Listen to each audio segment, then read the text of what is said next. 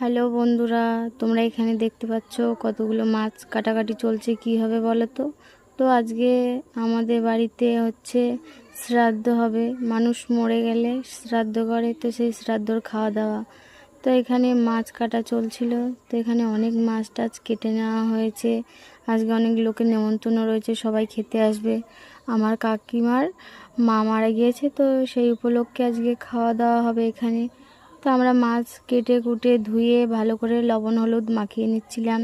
তো এখানে মাকে খেতে দেবে, তো সবাই মিলে যাচ্ছিলাম। তো এখানে দেখতে পাচ্ছ তোমরা কান্নাকাটি করছে কাকিমা খুব।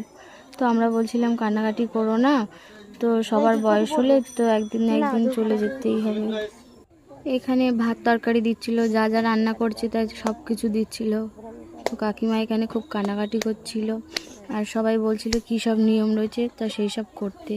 তো এখানে রান্না হয়েছে, দেখো তোমরা অনেক কিছু রান্না হয়েছে। তো আমি আজকে খাবো না, কালকে আমাদের বাড়িতে কালী পুজো আছে, ওর জন্য আজকে আমি নিরামিষ খাবো।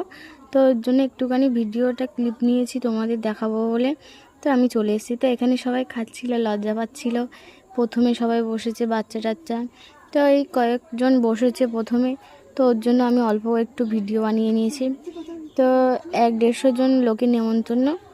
তো এইসব পুচু জল দিচ্ছিলো, এটা হচ্ছে আমার একটা ননদ। এই যে পূজা খাচ্ছে, কেন হচ্ছে সব কিন্তু খেয়ে উঠতে হবে। এই যে একটা সুপ্রিয়া গোলদার, এই যে আমার যা, এটা আমার একটা কাকিমা, এটা আমার একটা ননদ। তো ওরা খাচ্ছিল সবাই, আমি যে সব খেয়ে উঠতে হবে কিন্তু। Bye bye.